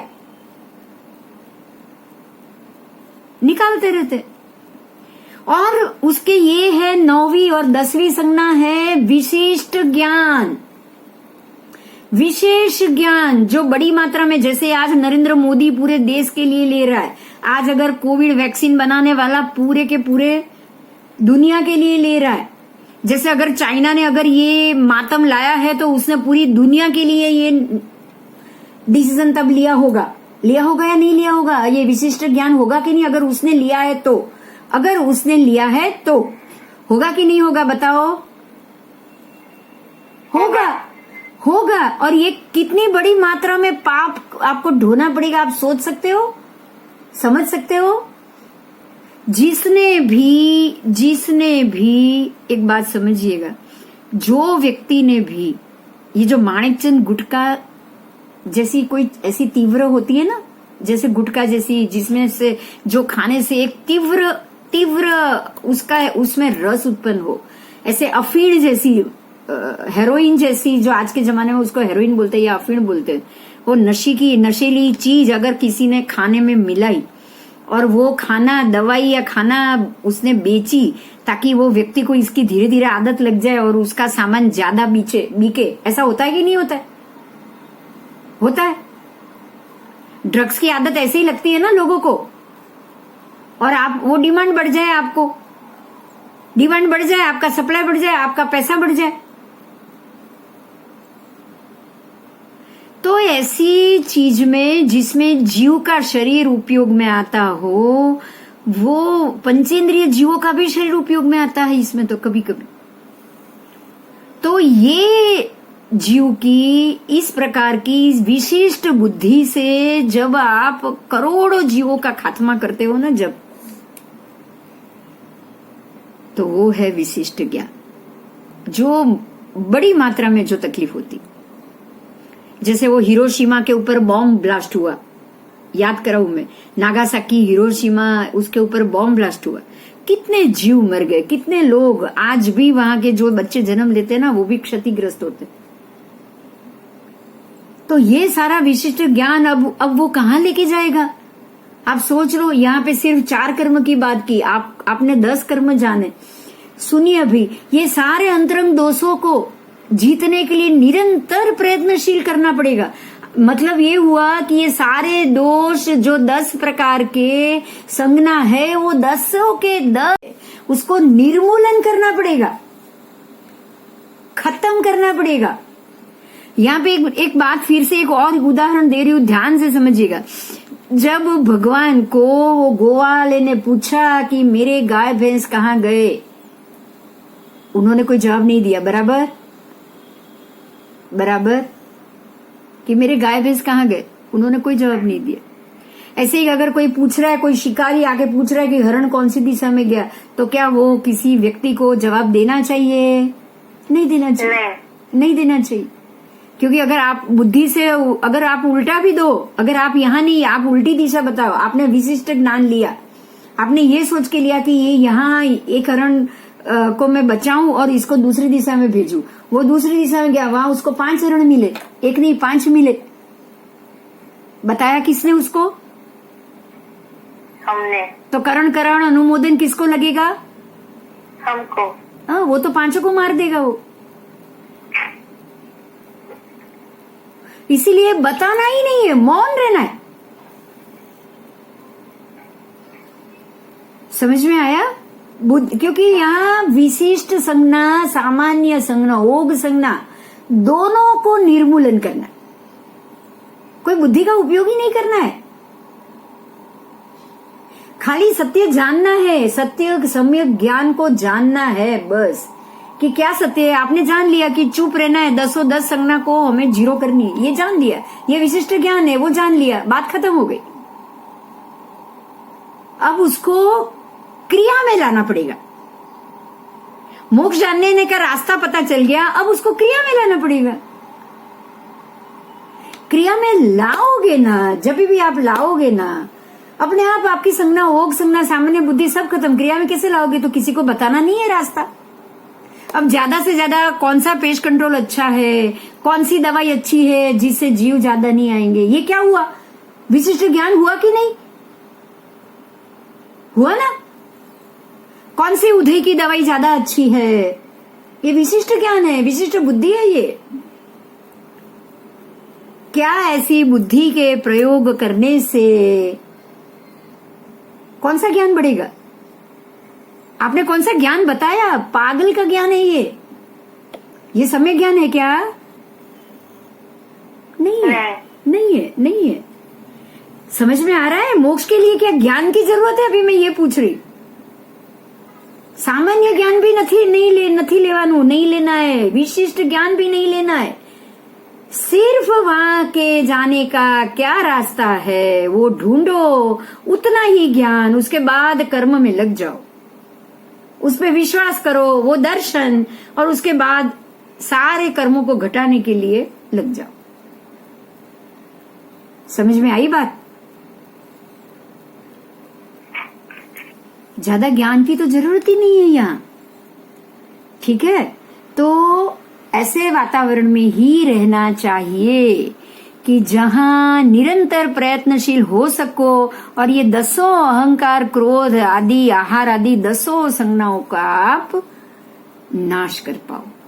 ऐसे ही ये सारे दुर्गुण है और उसका नाश होता रहे और नया उत्पन्न भी ना हो, ये भी ध्यान में रखो। जो भगवान बोलते हैं ना, वर्तमान में समय का सदुपयोग, समय का भी प्रमाद नहीं। प्रमाद का मतलब अगर 1 सेकंड के लिए भूल गए ना कि मुझे किसी को भी कोई सलाह नहीं देनी, 1 सेकंड के लिए भी अगर भूल गए ना कि नहीं संसार की सलाह देनी है, नहीं ज्यादा पैसा कमाने की सलाह देनी, कुछ सलाह नहीं देनी, वो भूल गए, वो प्रमाद। प्रमाद क्या है? आप भूल गए, वही प्रमाद है ना। आपने याद नहीं रखा, क्योंकि ये बात आपको प्रति क्षण याद रखनी है कि ये 10 में से एक भी संज्ञा मुझे नहीं चाहिए। आहार संज्ञा तुरंत नहीं जाएगी, कर्म के अधीन है, बराबर। लेकिन कौन सा आहार करो वो तो जा सकती है ना, कैसा आहार करो वो तो जा सकती है ना। किसी जीव की पंचेंद्रिय की हत्या ना हो वो तो जा सकती है ना, हो सकती है ना। फिर भय संज्ञा धीरे धीरे जाएगी। फिर मैथुन संज्ञा वो तो जा ही सकती है, वो तो आपको ही टालनी है वो संज्ञा। तो परिग्रह संज्ञा वो भी आपको ही टालनी है कि जितना जरूरत है उतना रखो बस, उससे ज्यादा कोई परिग्रह मत रखो। महात्मा रखते हैं ना, 2 जोड़ी कपड़े से ज्यादा कुछ रखते हैं? नहीं रखते। तो ये 4 संज्ञा, क्रोध, मान, माया, लोभ तो हमको करना ही नहीं है, शांत रहना है। विशिष्ट ज्ञान और सामान्य ज्ञान किसी को भी सलाह नहीं देनी है। अगर देनी है तो अच्छा करे ऐसा सोच के दो कि अच्छा कर दो बस, और वो भी ऐसा लगे कि सामने वाला विपरीत जा रहा है तो वो भी बंद। समझ में आया? क्योंकि आपके सलाह देने से क्रोध बढ़ना नहीं चाहिए किसी का,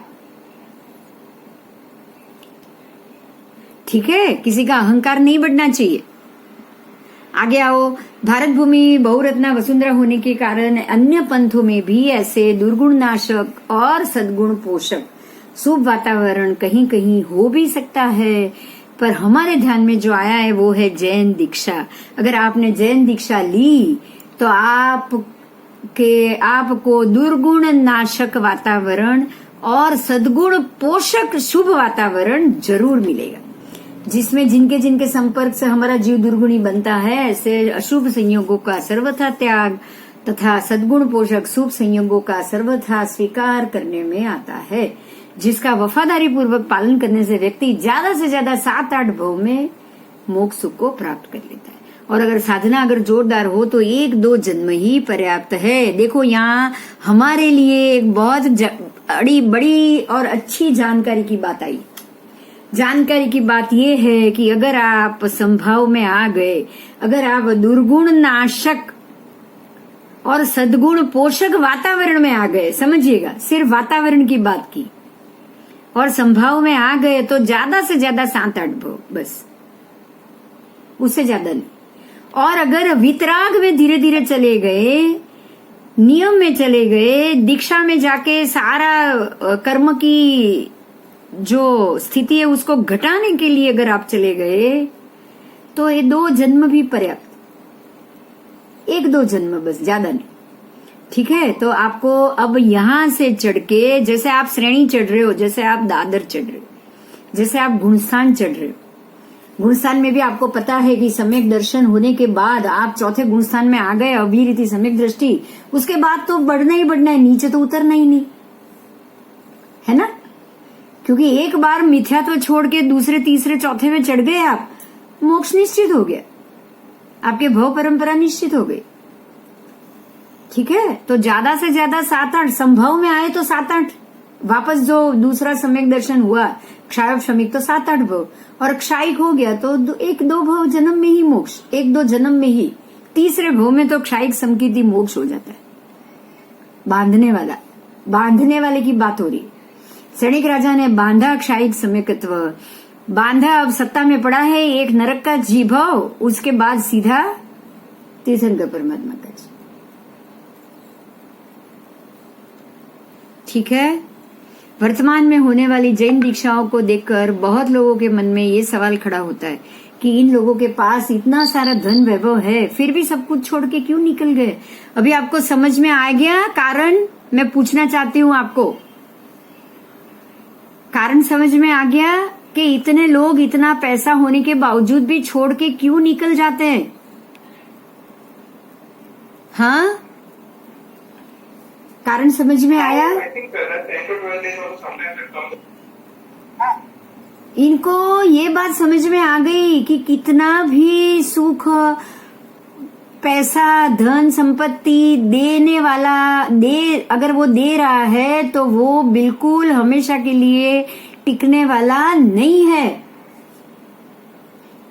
सच्चा सुख धन, पैसा या वैभव से नहीं मिलने वाला। जिनकी समझ में ये बात आ गई ना, वो ये संसार को छोड़ सकते।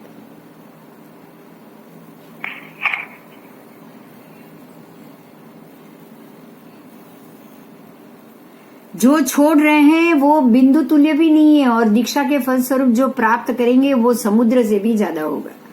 समझ में आया? इस दीक्षा के फल जो प्राप्त करेंगे ना, वो समुद्र से भी ज्यादा बड़ा फल होगा। सनातन सत्य स्वरूप ये मोक्ष मार्ग सनातन सत्य स्वरूप है। कभी भी ये सत्य बदलेगा नहीं। आदिनाथ भगवान ने भी यही कहा है, अंतिम तीर्थंकर ने भी यही कहा है, आने वाली उत्सर पीढ़ी अवसर पीढ़ी में भी यही स्वरूप रहेगा। कोई भी काल आए, मोक्ष का स्वरूप बिल्कुल सनातन रहेगा, क्योंकि वहां जाने के बाद जीव को वापस नहीं आना है, ये भी सनातन। पहले शंका होती थी, पहले मुझे भी कभी कभी होता था, ऐसा कैसे उनको यहाँ वापस नहीं आना है? आपको कभी ऐसी हुई थी शंका? मैं पूछना चाहती हूँ, प्लीज। आपको कभी ऐसा लगा कि ऐसा कैसे हो सकता है? वहां जाएंगे तो वहां से वापस आना हो भी सकता है, पता नहीं, ऐसा भगवान ने कहा है, लेकिन क्या सच होगा या नहीं? क्योंकि तब हमें ये नहीं पता था। हाँ, तब हम ये बात नहीं जानते। हाँ, क्योंकि वो प्रश्न तभी आ सकता है, हमको तभी ये प्रश्न आ सकता है कि ऐसा कैसे हो सकता है वापस आना पड़े। क्योंकि जब तक हमें ये ना पता हो कि ये शरीर को, आपको पता है, ये शरीर के ऊपर के कर्म के कारण ही तो जन्म लेने पड़ते हैं। अगर कर्म निर्मूल कर दिया तो कहां से वापस आना पड़ेगा, बताओ? हमको ये पता ही नहीं है कि हम ये कर्म को निर्मूल करेंगे तो हम यहाँ वापस आने से बचेंगे। अगर आपको ये पता हो ना कि अगर आपने कर्म को निर्मूल कर दिया तो यहाँ वापस आने की जरूरत नहीं पड़ेगी, अगर ये पता चल जाए ना, फिर ये शंका ही नहीं होगी। जब आप अपने आत्मा प्रदेश के ऊपर से सारे कर्म को जीरो कर देंगे, मनोयोग खत्म, उसके बाद घाती कर्म खत्म, उसके बाद अघाती बाकी है, तो वचन योग का योग भी अघाती उसी भव में खत्म, वापस क्यों आना है? बोलो भी। अब ये शंका नहीं रहेगी, रहेगी बताओ? अब नहीं रहेगी, क्योंकि आपने कर्म की पद्धति को जाना, कर्मों के कैसे निर्मूल किया जा सकता है वो जाना। अब रहेगी बताओ? अब नहीं रहेगी। संभाव में आ जाओ, जो कर्म आ रहे हैं वो उदीरना है। जैसे ही आप संभाव में आए ना, आगे आगे आगे वाले जो व्यक्ति, देखो एक बात मैं बताऊं, मैं खुद का ही एग्जाम्पल, मतलब हर बार में हमें अपना ही एग्जाम्पल लेना चाहिए।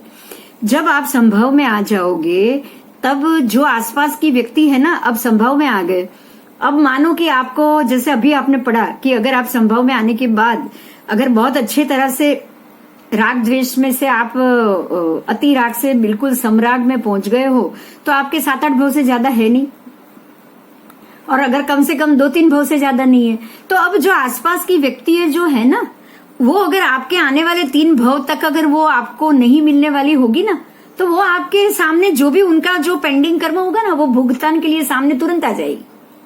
आएगी कि नहीं आएगी बताओ? आ जाएगी। अगर कोई व्यक्ति दीक्षा ले रही है, आजीवन घर वर छोड़ रही है, तो वो बोलेगा ना कि मैं दीक्षा ले रहा हूं, जो भी लेन देन वाले सब आ जाओ,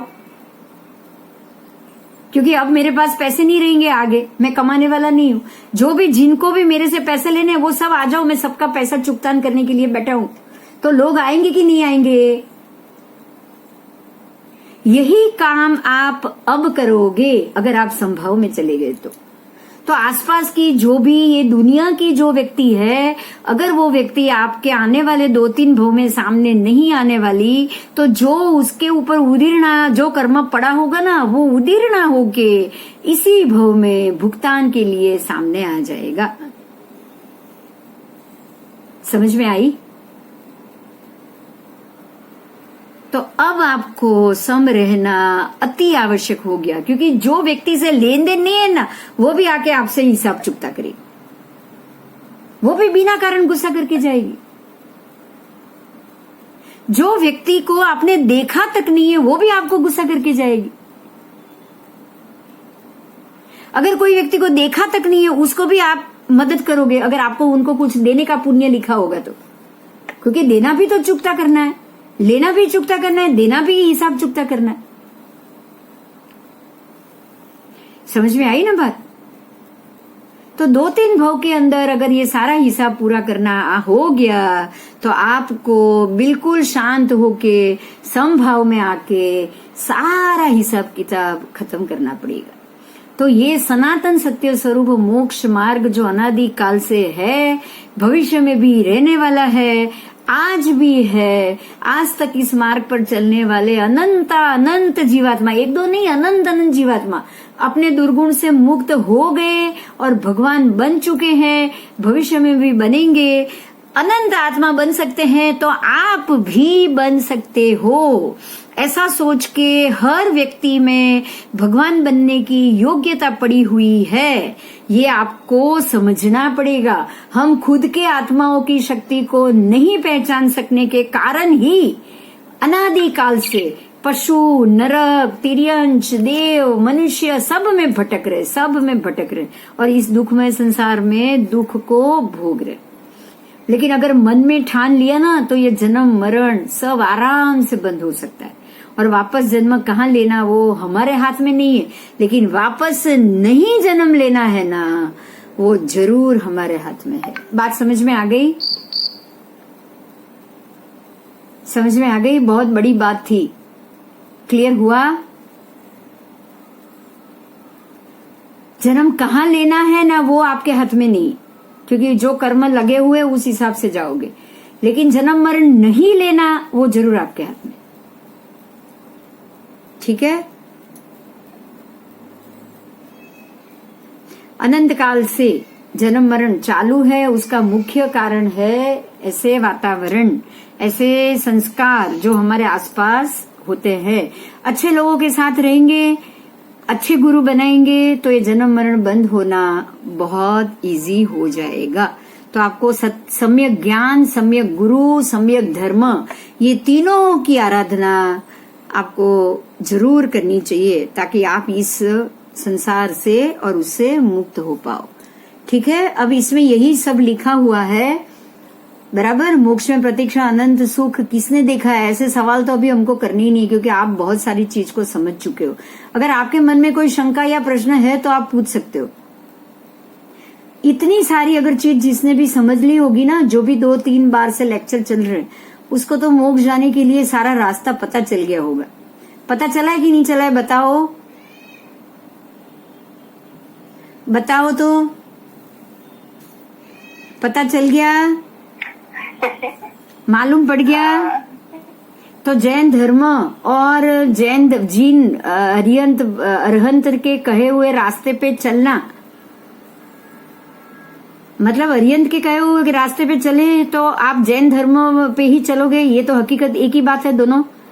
और अरिहंत अभी नहीं है तो अच्छे गुरु करना।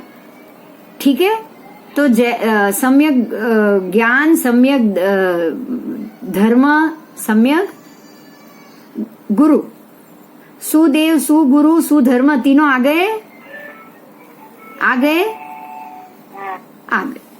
ठीक है, तो बस यही है जैन धर्म। तो ये जैन धर्म की प्ररूपणा, जैन धर्म किसको कहते हैं ये बताया बराबर। बस बाकी सारी यही चीज है और कुछ नहीं है। आगे मैं पढ़ती हूँ, 1 मिनट।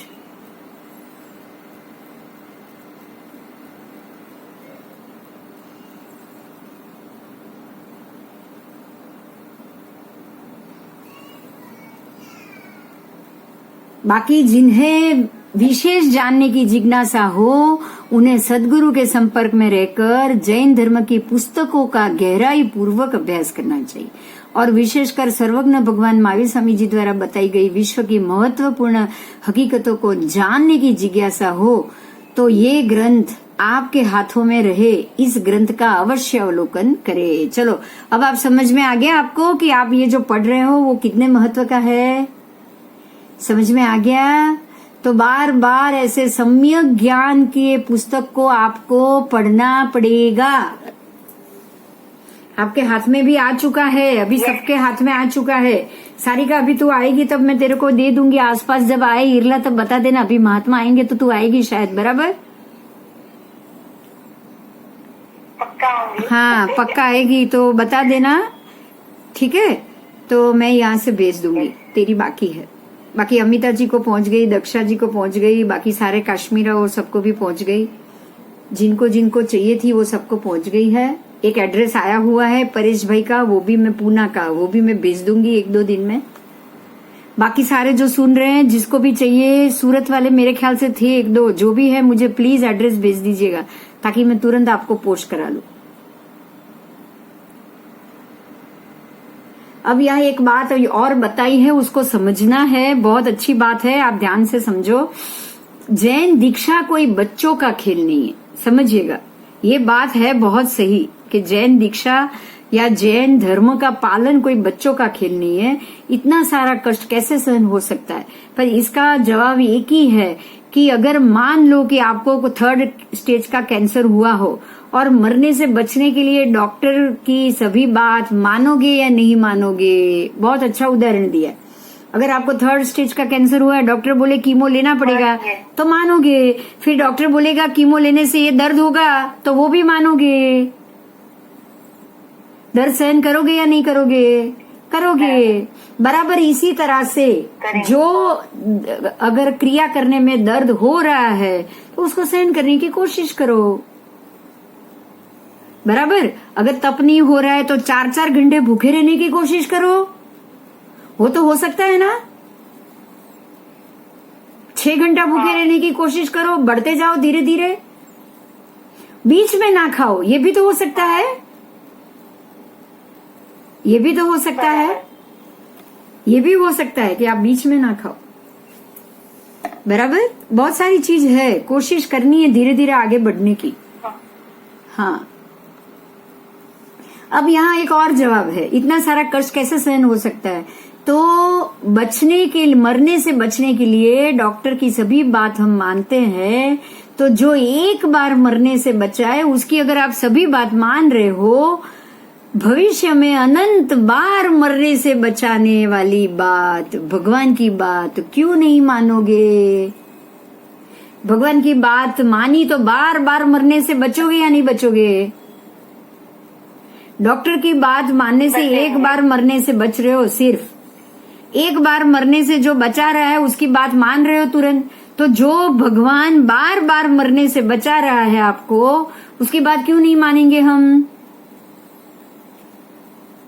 मानेंगे। हाँ, हमें माननी चाहिए। ठीक है, चलो। तो 2-3 जन्म तक ही अगर शरीर को नुकसान ना पहुंचे, ऐसे पीड़ा से निकलना हो ना, तो ऐसा हमें जरूर करना चाहिए। बराबर। ऐसी जीवन शैली जो हिंसक है उसका त्याग करना पड़े तो ऐसे जीवन शैली का त्यागना चाहिए, हिंसक जीवन शैली को। कि भाई सर्प के शरीर की चमड़े की पर्स है तो मुझे तो ऐसी ही पर्स चाहिए, ऐसा कोई आग्रह हमको नहीं रखना चाहिए। ऐसे प्योर चमड़े की बात, leather bag, leather purse, leather जूते, ये सब हमको निकालना पड़ेगा, सबसे बाहर आना पड़ेगा। ठीक है, दीक्षा ना ले सके तब तक दुर्गुण नाश करने के लिए यथाशक्ति प्रयत्न करो।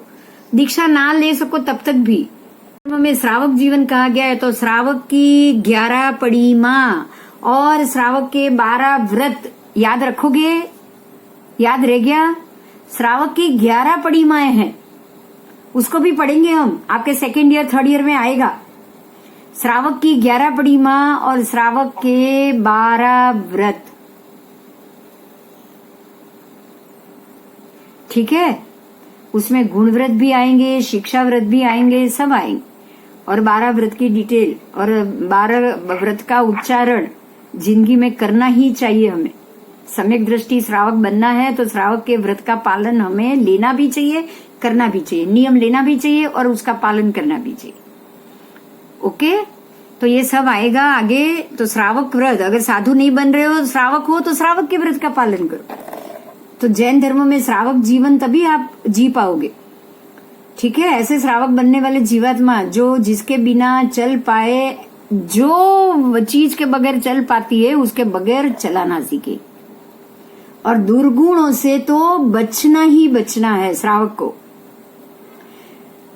ऐसा पवित्र जीवन जीने वाले व्यक्ति के अंतर में रहे विकार, क्रोध, वासना, अहंकार, माया, लोभ आदि 10 की 10 संज्ञा। आप जब भी ये चीज को याद करोगे ना, 10 संज्ञा को जरूर याद करोगे।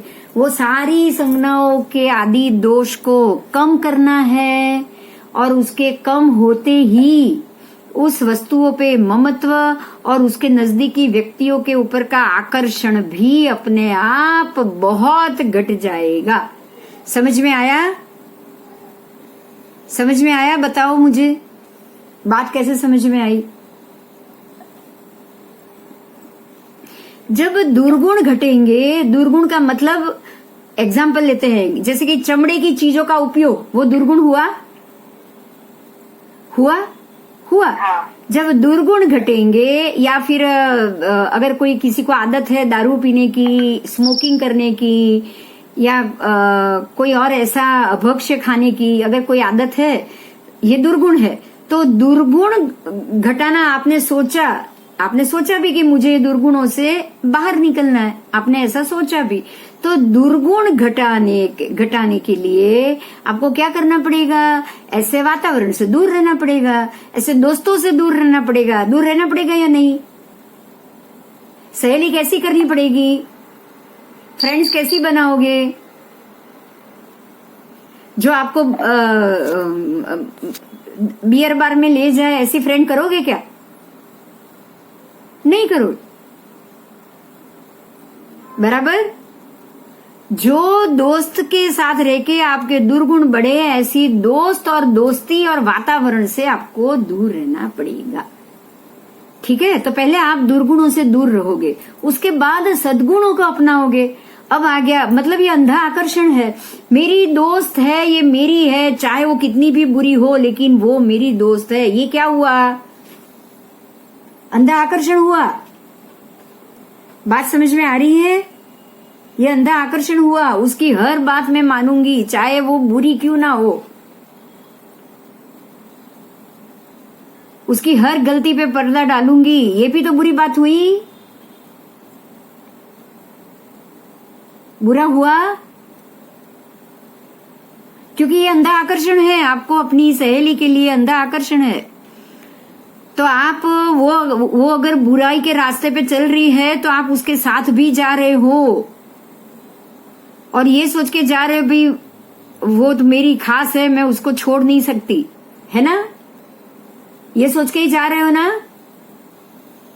आकर्षण है अंधा।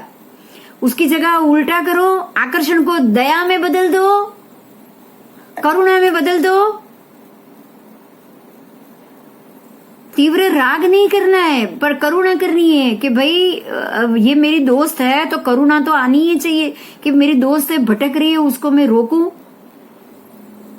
आप उसके साथ जाना बंद करोगे ना, वो अपने आप समझ जाएगी कि मैं बुरे रास्ते पे हूं ना, इसलिए ये मेरे साथ नहीं आ रही है। बोलो, समझेगी कि नहीं समझेगी? उल्टा हुआ, आप उसके साथ जा रहे हो तो क्या होगा?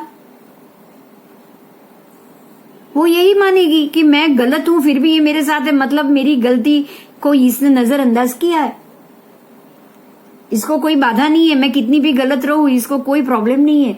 वो मानेगी कि नहीं मानेगी ऐसा? हमारे बच्चे मानते हैं कि नहीं मानते ऐसा? गलत रास्ते पे चल रहे हैं, आप नजरअंदाज करोगे तो वो क्या सोचेंगे? मम्मी को पता है, उसने मेरी गलती को एक्सेप्ट कर लिया है, फिर वो सुधरने की कोशिश करेंगे? नहीं करें, नहीं करें। मतलब ये है कि अगर व्यक्ति के प्रति अंधा आकर्षण किया ना, अंधा आकर्षण, अंधा राग, और उसकी हर एक गलती को नजरअंदाज करो, आप उसके साथ ही जाओ, तो गलत है। आप जाना जैसे ही बंद करोगे ना, उसको भी रियलाइज होगा कि अगर मेरा रास्ता सही होता ना तो ये मेरे साथ आज होती। ठीक है? ठीक है, तो इस चीज को समझो। अगर व्यक्ति गलत है तो उसका साथ देना बंद कर दो। हाँ, साथ देना बंद करोगे, वही उसके ऊपर करुणा बन जाएगी, और यही बात वो समझेगी ऐसे कि भाई मैं गलत हूं तभी ये हुआ है, अगर मैं सही हो जाऊंगी ना तो मेरे से सब बातचीत करना शुरू कर लेंगे।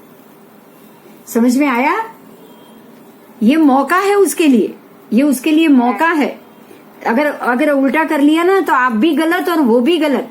देखो यहां वही चीज आ रही है, मैं बोल रही हूं, सुनिएगा। वस्तुओं का ममत्व और नजदीक के व्यक्तियों पर अंधा आकर्षण, ये दोनों चीज हमारे क्रोध, मान, माया, लोभ और अंधे आकर्षण के कारण ये चीज बहुत ही घट जाएगी। संबंध घट जाएगा, गुस्सा घट जाएगा, ये सारा घट जाएगा। और हृदय में अगर समस्त जीवों के लिए मैत्री और वात्सल्य भाव आया ना तो हमारे सारे दुर्गुण घट जाए और सद्गुण जन्म लेने लगेंगे। देखो यहाँ दो फायदा है। आप अगर सत्य रास्ते पे हो, ऐसे दुर्गुण व्यक्तियों से दुर्गुण से भरी हुई वस्तुओं से अगर आप दूर हो तो आपके अंदर सद्गुण बढ़ेंगे, दुर्गुण घट जाएंगे। ये आपके लिए, और जो सामने दूसरी व्यक्ति है ना उसके भी दुर्गुण दूर हो जाएंगे, और आपकी उसके लिए करुणा, जो आपका जो वात्सल्य जो प्रेम है ना वो बिल्कुल करुणा बन के बाहर आए। आप देखिए, एक एग्जाम्पल दे रही हूं। हाँ, अगर आप कीचड़ में हो, आपकी सहेली कीचड़ में गिर गई, आप कीचड़ में गिरोगे तो बचा पाओगे या बाहर रहोगे तो बचा पाओगे? आप भी अगर उसको बचाने के लिए कीचड़ में गिर गए, हाँ, आप भी अगर कीचड़ में चले गए उसके साथ तो क्या होगा? तो मतलब जो दुर्गुण से भरी हुई अगर आपकी सहेली है, अगर दुर्गुण से भरी हुई सहेली है तो उसको आपको बाहर रह के बचाना है, सद्गुण में रह के बचाना है, तो या उसके साथ दुर्गुण में जाके बचाना है? सद्गुण में रह के। बहुत सिंपल बात है। आप सद्गुणी बन जाओ तो धीरे धीरे वो भी सद्गुणी बन जाएगी। बराबर? बराबर। चलो अभी देखती हूँ मैं ये कितना पेज बाकी है, फिर बंद कर देंगे, ठीक है। तो इतना मैं पूरा कर लेती हूँ। तो समस्त जीवों के प्रति मैत्री और वात्सल्य भाव उछलेगा अगर आप सद्गुण में होंगे तो। इस संसार में मालिक नहीं मगर मेहमान बनकर जीना अगर कोई सीख लेता है तो उसके फल स्वरूप उसके जीवन में चाहे कितने भी उतार चढ़ाव क्यों ना आए, उसका मन सदा हर्ष शोक से मुक्त बनकर संभाव और प्रसन्नता युक्त ही रहता है। देखो यहाँ बहुत बड़ी बात बता दी है, ये एक सेंटेंस में बहुत बड़ी बात। आपको यहाँ मालिक बन के नहीं रहना है, मेहमान बन के रहना है। अब मालिक बन के जो रहेगा वो यही बोलेगा ना, सब मैंने किया, मेरा घर, ये जो हूं है ना, हूं मैं हूं, हुंकार जो है ना, जो सब मैंने किया, मैं, मुझे बहुत था, पंचांग मैंने बनाया, मैं नहीं करूंगी तो कौन करेगा। आप समझ रहे हो मुझे कहाँ प्रॉब्लम आ रहा था दक्षा। यही चीज थी 12-13 साल तक की, अगर मैंने ही किया है, किसी ने नहीं किया है, मैंने बनाया, मैंने ही छोड़ दिया तो उसका ध्यान कौन रखेगा। मैं तो उसको छोड़ ही नहीं पाऊंगी। मैं ऐसा सोचती थी, मैं मेहमान बन के नहीं सोच रही थी कि भाई मैं तो मेहमान हूँ, कुछ साल के लिए आई हूँ, मेरा काम हो गया, अब जिसको करना है करेगा मालिक बन गई थी मैं पंचांग का। सच है या झूठ है बताओ। ये मेरा तो एग्जाम्पल नजर के सामने है। वो भला हो वो भाई साहब का, उनका नाम याद करूंगी मैं अभी, क्या नाम था, नाम भूल जाती हूँ। छेड़ा ना, खिमजी छेड़ा, खिमजी भाई, भला हो खिमजी भाई का। उन्होंने मुझे अक्कल दी, मुझे ये बताया कि मैडम आप ये सोच रहे हो कि मेरे बगैर ये कोई नहीं करेगा, ये गलत है, आप इसको छोड़ दो, आपका काम अपने आप होगा। बात सही है, ये एक नहीं सारी चीज के लिए सही है कि नहीं। यही चीज सब में अप्लाई होगी। अगर कोई चीज मैं पकड़ के रखूंगी कि ये मैंने किया, मैं ही करूंगी, मेरे सिवा कोई नहीं करेगा, ये पकड़ है। वो काम के प्रति का तीव्र राग है, पंचांग के प्रति तीव्र राग था मुझे, और वो राग के कारण काम भी नहीं हो रहा था। मैं खुद भटक गई, संसार बढ़ा दी थी मैं, पता नहीं कितना बढ़ा देती। मगर जिसने समझाया ना कि मेहमान बन के आए हो आप, ये आप इसके मालिक नहीं हो, बस समझ में आ गया, मेरा काम हो गया है। ये काम सौंप के लोगों के सामने रख के जाना है। जैसे आपके लिए किताब रखी ना, ये पढ़ने आपने शुरू किया ना, ऐसे ही पंचांग बना के रख दूंगी। महात्माओं को पीछे जिनको बनाना है वो बनाए। मैं कुछ समय के लिए आई थी, इसके ऊपर काम करना था, मैं निमित्त थी, मैंने कर दिया, मेरी ड्यूटी पूरी हो गई। बराबर ऐसा सोचना चाहिए कि नहीं सोचना चाहिए? सोचना चाहिए, ऐसा सोचना चाहिए। तो ये संसार में जो मेहमान बन के आएगा वो ही सम्यक दृष्टि पा सकेगा, वो जीना सीख लेगा। और जो मालिक बन के आएगा वो अति राग, क्योंकि सारी चीज मेरी है, मेरी है, मेरी है, मालिक हूं मैं इसका। तीव्र राग कहां से छोड़ेगा आपको? तो उसके मन में हर्ष शोक वो भी तीव्र, फिर संभाव तो आना ही नहीं है। दुख भी तीव्र, खुशी भी तीव्र, राग भी तीव्र, द्वेष भी तीव्र, कहां से संभाव आएगा? ओके, ऐसे व्यक्ति को टेंशन डिप्रेशन भी ज्यादा, टेंशन भी ज्यादा तो डिप्रेशन भी ज्यादा। अब जिसको टेंशन ही नहीं उसको डिप्रेशन आता है क्या? नहीं आता। बराबर। अब दूसरी बात यह है कि विज्ञान भी अब धीरे धीरे ये मानने लगा है कि हमारे शरीर के बहुत सारे रोगों का मूल हमारे मन में पड़ा है। आपको ये पता होगा साइकियाट्रिस्ट क्या करते हैं? शरीर में रोग हो तो वो सीधे मन तक पहुंचते कि नहीं पहुंचते? जब भी डिप्रेशन आए या जब भी शरीर के ऊपर आए, अगर इंसान मरने की कोशिश करे या शरीर में भी अगर कोई रोग हो तो इलाज उसका मानसिक तौर से किया जाता है ना? हाँ, इलाज मानसिक तौर पे किया जाता है।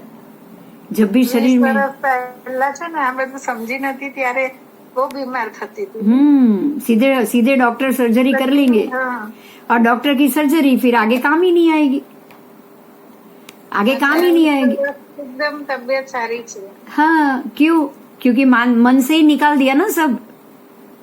हाँ, हाँ, मन जितना आपका ज्यादा दुर्गुणों से ग्रस्त, उतना ही शरीर में रोग व्यस्त।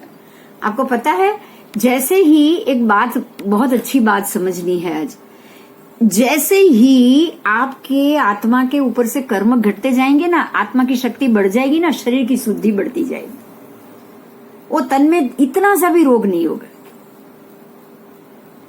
वज्र वृषभ संग्रहण किसको मिलता है? चरम भवी को मिलता है। चरम भवी संभावी को वज्र वृषभ मिलेगा। ऐसे ही जो नरक में जाने वाला है उसको भी वज्र वृषभ मिलेगा, क्योंकि तीव्र क्रोध, तीव्र राग करने के लिए भी वज्र वृषभ चाहिए, और बिल्कुल उससे उल्टा वितराग के लिए भी वज्र वृषभ चाहिए। हाँ या ना? सारे कर्मों को सहन करने के लिए भी वज्र वृषभ चाहिए।